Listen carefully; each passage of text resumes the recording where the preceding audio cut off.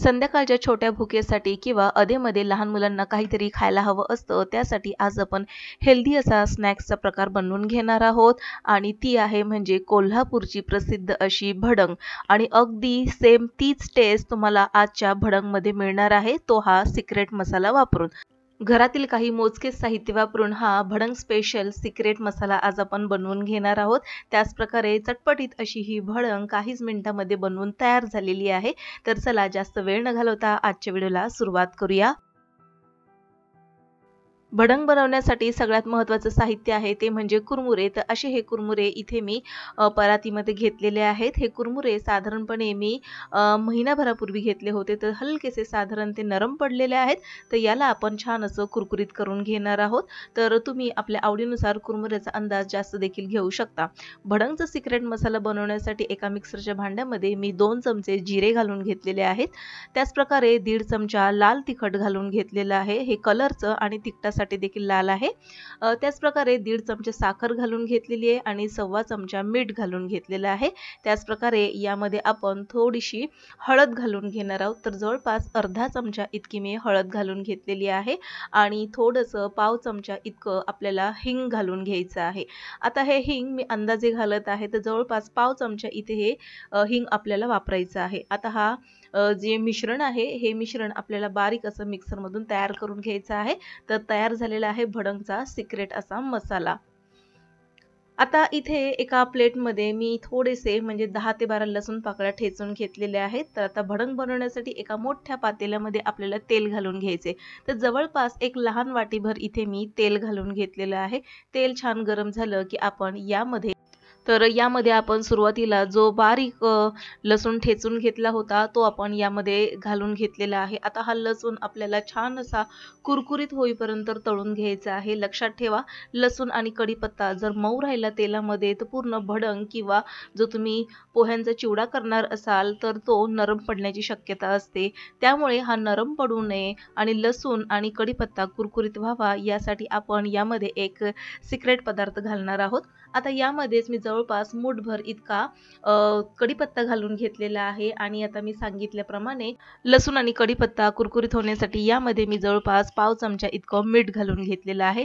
मीठ घातल्यामुळे लसूण आणि कढीपत्त्यामधलं जे पाण्याचं प्रमाण आहे ते सगळं निघून जातं आणि छान असा लसूण आणि कढीपत्ता कुरकुरीत होतो. म्हणजे तुम्ही हा चिवडा किंवा जी भडंग आहे ती महिनाभर जरी तुम्ही डब्यामध्ये भरून ठेवली तरी देखील तो नरम पडत नाही. तर अशा प्रकारे आपल्याला आता हे कुरकुरीत होईपर्यंत छान असं तळून घ्यायचंय.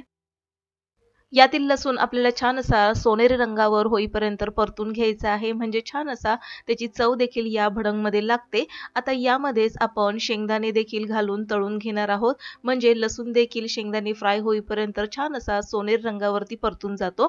तर आता यामध्ये आपण हिरव्या मिरचीचा वापर करणार नाही आहोत, कारण की कोल्हापूरची स्पेशल भडंग जर तुम्ही पाहिली असेल आणि खाल्ली असेल तर ती लाल रंगाची असते. त्यामुळे आज आपण इथे हिरव्या मिरचीचा वापर न करता जो आपण सिक्रेट मसाला बनवून घेतला होता त्याचा आपण वापर करणार आहोत. जर तुम्हाला आवडत असेल तर तुम्ही इथे हिरव्या मिरचीचा वापर देखील करू शकता. यामध्ये वाटीभर शेंगदाणे घालून घेतलेले आहेत. आता याला देखील आपण मंद आचेवरती तळून घेणार आहोत. शेंगदाणे आतपर्यंत छान असे कुरकुरीत होईपर्यंत तळून घ्यायचे आहेत, म्हणजे छान अशी भडंगला चव येते. लसूण छान असा सोनेरी रंगावरती परतून तयार झालेला आहे आणि शेंगदाणे देखील खमंग खरपूस असे परतून तयार झालेले आहेत. आता या वेळेला आपण फुटाण्याची डाळ घालू शकता. आज माझ्याकडे इथे मी तळलेली जी चण्याची तिखट डाळ असते ती इथे घातलेली आहे. तर जवळपास 1 वाटीभर इथे मी ही तळलेली चण्याची डाळ घालून घेतलेली आहे. याऐवजी तुम्ही फुटाण्याची डाळ देखील घालू शकता.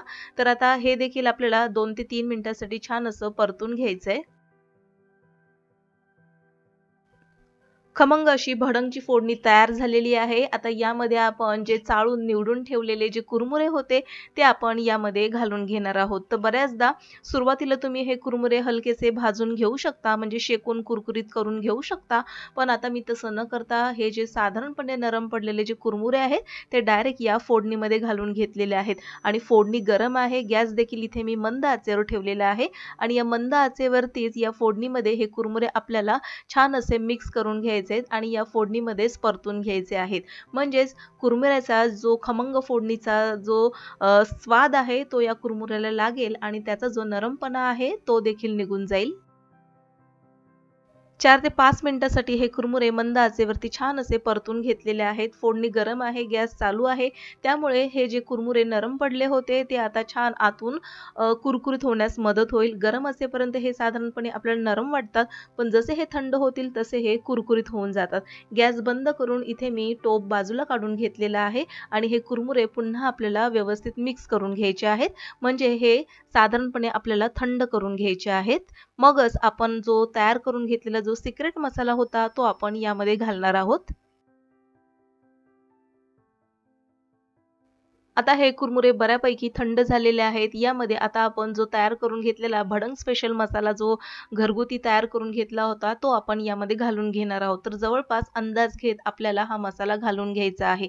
जितका लागेल आपण यामध्ये वापरून घेणार आहोत आणि शिल्लक जर मसाला राहत असेल तर तो आपण एका हवाबंद डब्यामध्ये बंद करून ठेवू शकतो. तर आता इथे जवळपास मी 2 ते 2.5 चमचे मसाला घालून घेतलेला आहे आणि त्याला आता आपण अशा प्रकारे व्यवस्थित मिक्स करून घेऊया. तर सुरुवातीला आपल्याला रंग याचा हलकासा फिकट वाटतो, पण नंतर छान असे कुरमुरे व्यवस्थित या मसाल्यामध्ये मिक्स झाले की खूप छान असा रंग येतो आणि चव देखील येत जाते. तर यामध्ये जसा मसाला लागेल तसा आपण आणखीन थोडा यामध्ये घालून व्यवस्थित मिक्स करून घेणार आहोत. कोल्हापूर स्पेशल भडंग जर म्हटली तर त्यामध्ये जो मसाला वापरण्यात येतो त्यातील स्पेशल आणि महत्त्वाचं साहित्य जे आहे ते म्हणजे कच्चं जिरं आणि त्याच प्रकारे तिखट, हळद, मीठ आणि साखर याचा प्रामुख्याने वापर केला जातो. तर आता शिल्लक राहिलेला सर्वच मसाला मी यामध्ये घालून घेतलेला आहे आणि याला व्यवस्थित आता आपण या भडंगमध्ये मिक्स करून घेणार आहोत. तर याच मसाल्यामुळे कोल्हापूरची स्पेशल अशी परफेक्ट भडंग बनून तयार होते. तर या मसाल्यामधलं सिक्रेट साहित्य आहे कच्चं जिरं, हिंग, लाल तिखट, हळद, मीठ, साखर. तर हाच मसाला आपण वापरून हा सिक्रेट मसाला तयार केला होता. तर तुम्ही हा मसाला नक्की घरामध्ये बनवून बघा आणि अशा प्रकारची भडंग तुम्ही घरामध्ये बनवून बघा, टेस्ट करा आणि मग मला कमेंट बॉक्समध्ये लिहून सांगा की आजची ही कोल्हापूर स्पेशल भडंग तुम्हाला कशी वाटली. आता ही भडंग बनवून तयार झालेली आहे. हिला आपण एका हवाबंद डब्यामध्ये भरून ठेवणार आहोत. तर छोट्याशा भुकेसाठी आणि लहान मुलांच्या आवडीचा खाऊ हा आता घरच्या घरी आपण आज झटपटरित्या बनवून घेतलेला आहे. तर आजचा व्हिडिओ तुम्हाला कसा वाटला हे आम्हाला कमेंट बॉक्समध्ये नक्की लिहून कळवा. व्हिडिओ आवडल्यास लाईक करा. नक्कीच सबस्क्राईब करून बेल आयकॉन प्रेस करा. पुन्हा भेटूया नवीन एका इंटरेस्टिंग रेसिपी सहित. तोपर्यंत बाय.